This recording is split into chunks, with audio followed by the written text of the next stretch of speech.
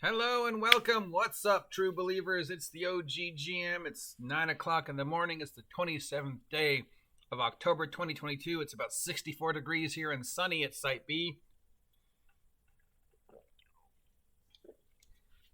And you might wondering why we're looking at the David Tennant and I can't even pronounce his name, but he was amazing in that Netflix show, and he's the next Doctor Who. So why are we showing two pictures of Doctor Who? Why do we have David Tennant and this gentleman here? Well, it was just announced yesterday that Disney Plus has signed a deal with BBC America to be the sole carrier of Doctor Who going forward in 2023 when the 60th anniversary specials air, and then the series with the new Doctor, whose name I'm going to horribly... Ncuti, what is this guy's name? Ncuti Gatwa, Gcuti, first name Gatwa. I'm sorry, dude. I'm horribly bastardizing your name, Ncuti. I loved you on Sex Education. You were a fun character, so I look forward to your run as the Doctor. It could be good. Be interesting. Anyways, Disney Plus has signed a deal with BBC America to going forward being the sole carrier of Doctor Who 2023 forward. The older stuff, Doctor Who, dating all the way back to, the very first stuff, all the way up to the stuff with Peter Capaldi and Jodie Whittaker, are still on HBO right now, so you can watch them on HBO, and of course they're still on rotation on BBC America and BBC One and BBC Two. How much longer are they going to remain on HBO before they slowly graduate over to Disney Plus? Don't know. Probably not right away, but eventually I'm sure they will either run both on HBO and Disney Plus, or they will run only on Disney Plus. They also occasionally show up on Amazon, but then everything occasionally eventually shows up on Amazon as something you can either watch or have pay to watch, so I don't think that counts. Why am I talking about this? What is Disney and Doctor Who gonna change? Is Disney gonna have any say in how Doctor Who goes forward? Not. From the article, it says like they might have a little say, but not really. They're just gonna be carrying the show. They've invested some money, so some of the effects might be a little bit bigger. But other than that, yeah, I don't know. I mean, we already know there's been a lot of complaints that Doctor Who went woke with Jodie. Although Russell T Davies back at the helm has claimed that he's not going to fall for any of that stuff. He's just going to write what he's always written.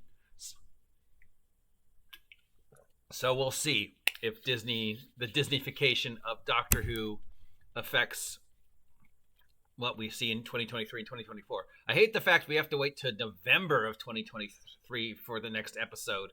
You've already filmed them. Why can't you see them a little bit sooner, I mean, usually there's a Christmas and or a New Year's special, but we started with Jodie, we started losing those specials, and now we're waiting like 2, 3, 4, 6 months for each Doctor Who. It's like, dude, you already filmed them. You could show us the first David Tennant one sometime early next year, because we're all excited to see how David Tennant has come back as the 14th Doctor and how this is going to affect the story. And it's going to be fun. I think a lot of people are really excited to see Tennet back as the Doctor. A lot of people think he was with the best of the modern day Doctors. They all had their moment. Even Jodie had her moment. Unfortunately, it wasn't until the very end. But yeah, why am I talking about this? What does this have to do with anything, OGGM? Well, because we know, I just want to state right now that just because Disney now has running Doctor Who going forward and we'll be having all the new Doctor Who stuff here in America, BBC will still be doing the rest of the world. But if you want to watch Doctor Who in America, it's going to be either on BBC America or on Disney Plus. So what does this have to do with anything? Well, because we need to we need to consider how Doctor Who being on Disney Plus starting in 2023 is going to affect Dungeons and Dragons. What effect going forward will Doctor Who on Disney affect Dungeons and Dragons? And of course the answer is none whatsoever. Doctor Who has nothing to do with Dungeons and Dragons. Wizards of the Coast has no connection with Doctor Who. Disney has nothing to do with Dungeons and Dragons. Disney has no connection with Doctor Who. Oh, wait a second. Disney is the co-creator of the 1980s Dungeons and Dragons cartoon, of which also TSR / Wizards of the Coast owns another part of.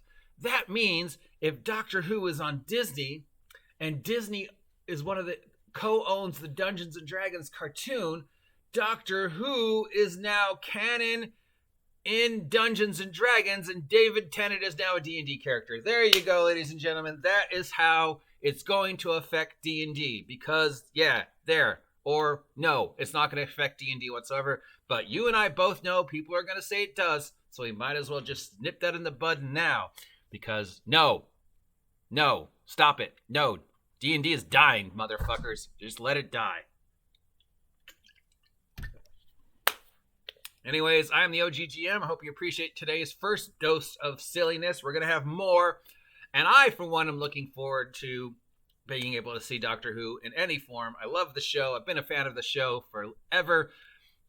You know, like everybody, I have my favorite doctors and my not favorite doctors. My favorite doctors are Tom and Sylvester. And the guy who only got to play it once, you know, the eighth Doctor. I always felt he never got his fair share. And of course, David and Matt and Peter are my, current favorites. Jodie, I don't know, man. I think she could have been great. You know, there were moments in Power of the Doctor, the last episode, where you're like, okay, this is the Jodie Whittaker Doctor we wanted to see. And she just never got the chance, you know?